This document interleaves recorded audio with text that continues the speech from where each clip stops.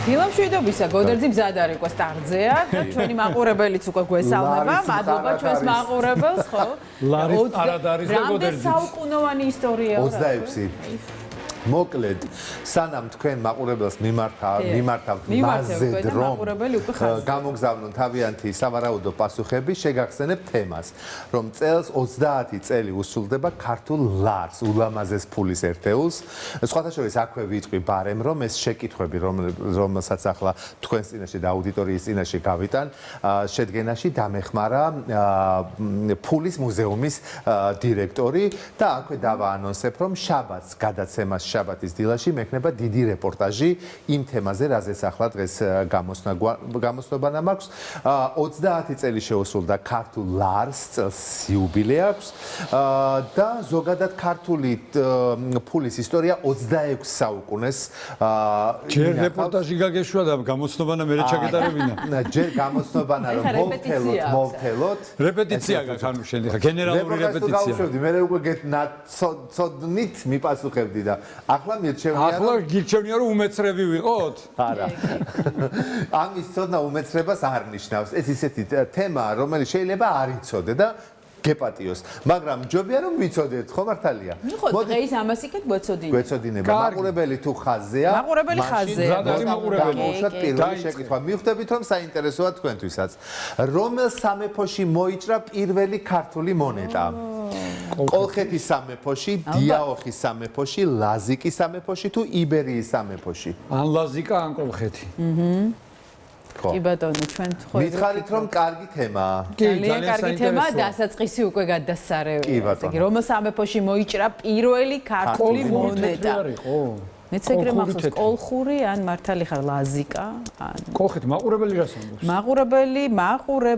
მაყურებელი გწერს ერთი წუთით. კოლხური თეთრი, ასე ფიქრობს მაყურებელი, კოლხეთის მაყურებელი ერთხმად გწერს, რომ ეს იყო კოლხეთის სამეფო. ლაზიკას არავინ არ წერს? ლაზიკას არავინ წერს. ბადრი დრეიძე, ფიქრია გირკელიძე, დათო ჯინჭარაძე, გოჩა კოკოლაძე, მაიკო კალანდაძე, იაცკი წკლიკიშვილი, მერაბ დიასამიძე, ნუგზარ კერესელიძე, ნანი ვეხრიაშვილი. ნუგზარ კერესელიძემ რა თქვა? ნუგზარ კერესელიძემ კოლხეთიო.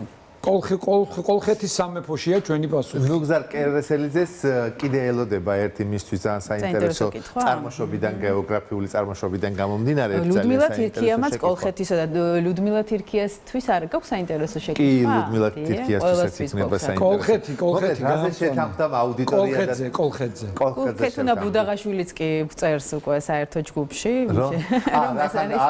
აქ არ არის და იქედან. იქედან წერს რომ კოლხეთის სამეფოშია. კარგი. გავამწვანოთ აბას სწორი პასუხი, რომ დღეს ამას იქეთ ჩვენ გვახსოვდეს, რომ პირველი ქართული მონეტა პირველად მოიჭრა კოლხეთის სამეფოში. ხედავ როგორი ისტორიაა ეს კოლხური ისტორია და ოქრო მრავალი კოლხეთი და ახლა არ წამიყვანოთ ქურუმების ქალაქებისკენ.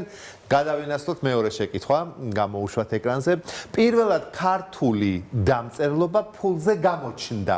ანუ პირველი ასოები ანბანი ფულზე, ხო? ძველი წელთა აღრიცხვის მესამე-მეორე საუკუნეებში, ახალი წელთა აღრიცხვის პირველ-მეორე საუკუნეებში, მეხუთე საუკუნეში თუ მეექვსე საუკუნის ბოლოს? პირველად ქართული დამწერლობა. მე მაინც მეხუთე პირველი მონეტა, რომელზეც პირველი ანბანი დამწერლობა გაჩნდა. მე მგონია მეხუთე საუკუნეს ვარაუდობ? კი. ან მეხუთე საუკუნე, ან მეექვსე საუკუნის ბოლო. რატომღაც ასე მგონია.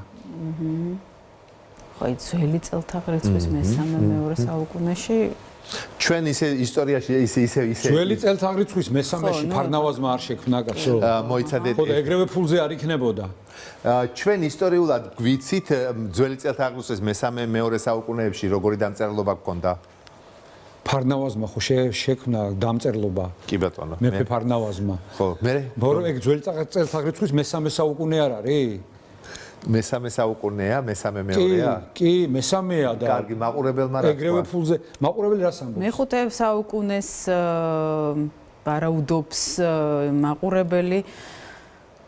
თუმცა შესაძლოა ეს იყოს ძველი წელთა აღრიცხვით მესამე-მეორე საუკუნეებშიც, რატომაც არა. რომ გამოჩნდა უკვე დამწერლობა ლარზე. ნახეთ, მარტო იმ ლოგიკით არის ფიქრობ დამწერლობა რომელ საუკუნეში შეიქმნა. მე აქ რომელ საუკუნეში შეიქმნა დამწერლობას არ გეკითხებით. მე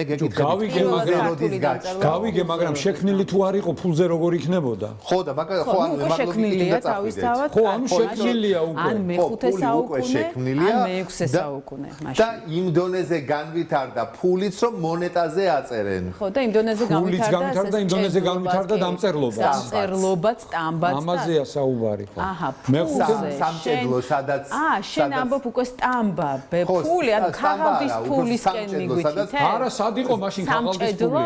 ხო, აბა ფულს სადაც ქაღალდის სტამბაო და სტამბა რას გულისხმობს? ქაღალდის ფული მაშინ არ არსებობდა. თავისთავად ხო და შესაძლოა მონეტები. ქაღალდის ფული მე-19 საუკუნის ქაღალდის ფული დავივიწყეთ. ან მე-5 ან მე-6-ის ბოლო, ასე მგონია, მაყურებელს ასე ვარაუდობს მაყურებელიც, ან მე-5 ან მე-6-ის ბოლო. ძირითადად ყველას ეგ პასუხი. მაყურებელმა რა თქვა ძირითადად? ან მე-5 ან მე-6-ის ბოლო. მე-5 ან მე-6-ის ბოლო.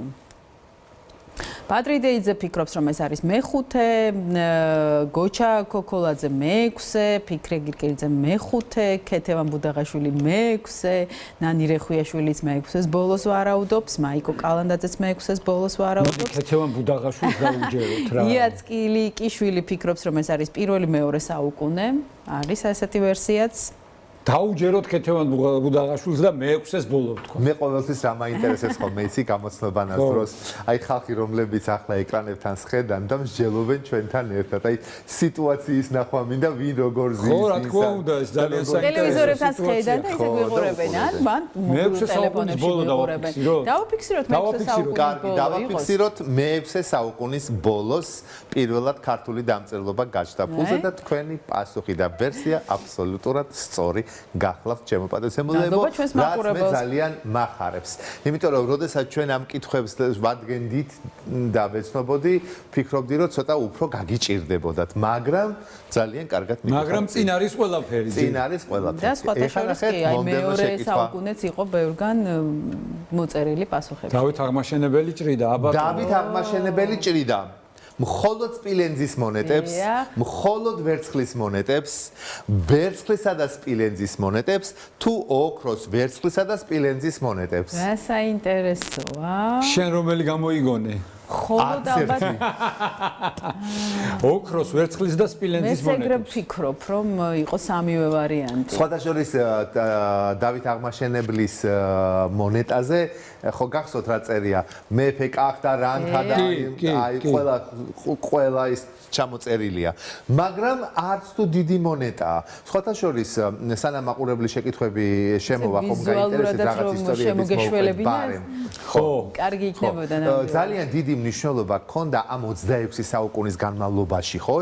ფულის წარმოებას, ასე ვთქვათ. დიდი მნიშვნელობა ჰქონდა ზომას. დიდი მნიშვნელობა ჰქონდა წონას. დიდი მნიშვნელობა ჰქონდა მაგალითად რა მასალისგან იყო დამზადებული. დაუშვათ არის ქართულ მონეტაზე მეფის დამამცირებელი წარწერაც. არის კი. არის. მეფისთვის დამამცირებელია. ჩემი მონა არისო ერთ-ერთ მეფეზე წერია და ხო, ამიტომ ძალიან მნიშვნელოვანია ამ თემის ცოდნა. კარგი, დავუბრუნდეთ შეკითხვა. ეხლა მაყურებელს რაც შეეხება, ხო? ჩვენ ვივარაუდეთ, რომ ეს შეიძლება იყოს ოქროს, ვერცხლის და სპილენძის ერთად, ხო? მაგრამ მაყურებელი, ნახე, მხოლოდ სპილენძი აქვს გოდერძის პასუხში, ნახე, მხოლოდ სპილენძის მონეტები გამახვილებული ყურადღება და მხოლოდ ვერცხლის მონეტები. მოდი ხო არ წავიდეთ ამ მიმართულებიდან, მხოლოდ ვერცხლი ან მხოლოდ სპილენძი. დავით აღმაშენებელი ძლიერი მეფეა. ძლიერი მეფეა თავისთავად. კი, მე ვერცხლი ცუდი მეტალია. ოქრო ჯობსი. მოკლედ, ნახე, ყველა ვარიანტი აქვს მაყურებელს. აქვს ცალკე ოქროს მონეტები. ცოტა დამაბნეველი ვარიანტი. არის ცალკე ბუდაღაშვილი. ხო, იმიტომ რომ იბეჭდება იყო როგორც ვერცხლი, ბუდაღაშვილი ჩაიკარგა პასუხებში. ნახე, ოქრო, ვერცხლი, სპილენძი გწერს. ნანა ბაბუნაშვილი მერაბ დიასამიძე გწერს, რომ ეს იყო მხოლოდ სპილენძი, ოქრო, ვერცხლი და სპილენძი ფიქრობს მაიკო კალანდაძე. მერაბ დიასამიძე ფიქრობს, რომ ეს იყო მხოლოდ სპილენძი. სხვათა შორის მოდი სანამ მეშა ბეჟანიშვილიც გწერს პასუხს, რომ ეს იყო სპილენძი. აღარ წავიკითხავ პასუხს ბოლომდე. მხოლოდ ვერცხლის მონეტა მგონია ახლა უკვე. სპილენძის მონეტებსო გოჩა კოკოლაძე ვარაუდობს, ვერცხლი და სპილენძს ვარაუდობს ლუდმილა თირქია, მხოლოდ სპილენძს ფიქრობს დიანა კოხრეიძე, ვერცხლის მონეტებს ფიქრობს დათო ჯინჭარაძე, ნუგზარ კერესელიძე ფიქრობს რომ ეს იყო მხოლოდ სპილენძის მონეტები, ბადრი დრეიძეც ეთანხმება მას. აბა ჩამოყალიბდეთ ახლა. იყო პერიოდი საქართველოში, როდესაც მიმოქცევაში იყო საერთაშორისო ფული.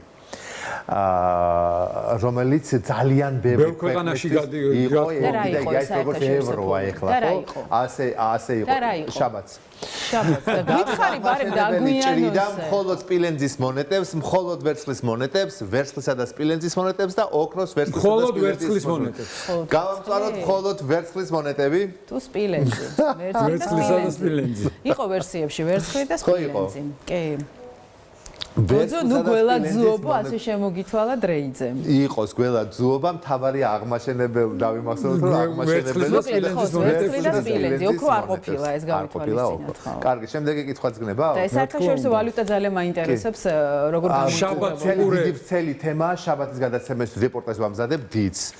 თამარ მეფეს საკუთარი სახელით მოჭრილ მონეტებზე იხსენიება. დიახ.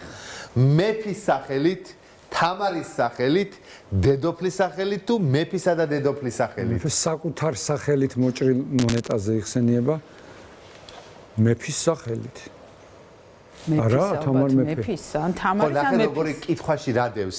საკუთარი სახელით მოჭრილ მონეტებზე იხსენიება. თამარის ან მეფის. და როგორ იხსენიებს ესე იგი საკუთარ თავს? ხო საინტერესოა. თუ მეფეთ თუ დედოფლად. თამარად იხსენიებს თუ მეფედ იხსენიებს თუ დედოფლად, თუ მეფისა და დედოფლის ორივე. მეფისა და დედოფალი დაეტეოდა მონეტაზე, რამხელა იყო მონეტა. კი, სადაც რანთა კახთა, შირვანშა და შაჰანშა ეტეოდა, რას ლაპარაკობ. როდესაც მასპინძლები ან უცხოელები ჩამოდიოდნენ ან არჩინებული ადამიანები მასთან შედიოდნენ, ალბათ ეს ეუბნებოდნენ მეფეო და დედოფალო დიდება თქვენ და ან რაღაცა რა მაგარი მისალმება და შეხვედრა იქნებოდა. ალბათ მეფე და დედოფალის სახელით, ხო? მეფე და დედოფლის სახელით. მინიშნება არ მომიცია. არა, მე ვიცი რომ შეგვიძლია არ მოგიცია, მაგრამ თამართან შეხვედრა რა. ვიზუალურად მონეტა რო გვანახო, არაფერი არ დაგიშავდებოდა ისე. ვიზუალურად რომ მონეტა გამოსულიყო ჯიბეში მაგ დარჩენილი და კუთხეში. ფაქტია ხო? შენ თუ ეხლა შარლის ჯიბეში თამარის მონეტა წავყევით. ეგრევე გავყვეთ. მოკლედ, მეფე და დედოფალი შეიძლება ასე იყოს? არ ვიცი. თამარზე დედოფალი არასოდეს გამიგია.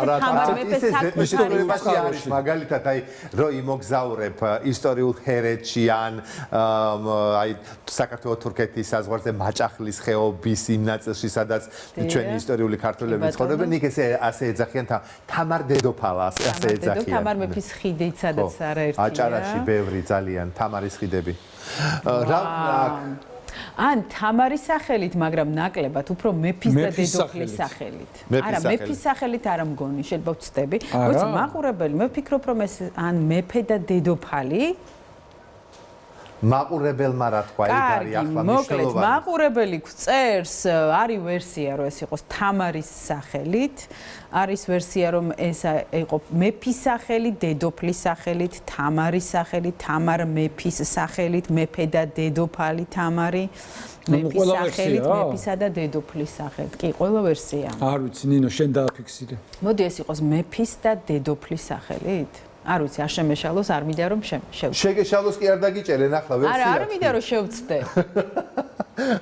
კარგი. მეფეს და დედოფლის სახელით იყოს. თამარ მეფეს საკუთარი სახელით მოჭრილ მონეტებზე იხსენიება როგორც მეფე და დედოფალი. ხოჩახნინო. ხო რა მაგარია? მეფე და დედოფალი. მეფე და დედოფალი. კარგი, კიდე მაქვს შეკითხვა. გამოუშვი. მომდევნო შეკითხვა. საქართველოში პირველი ქაღალდის ფული დაიბეჭდა და მიმოქცევაში შემოვიდა 1918 წლის 5 თებერვლიდან 1918 წლის 26 მაისიდან 1919 წლის 11 ივლისიდან თუ 1920 წლის 1 იანვრიდან. ერთი წუთით 1918. ეს რომელი პერიოდია გახსოვთ ხო? დამოუკიდებლობას არ გულისხმობ. ფულს რა ერქვა თქო მაგას გულისხმობ. ერთხელ გავაკეთე მე ამ თემას ამ პერიოდის ფულს რა ერქვა?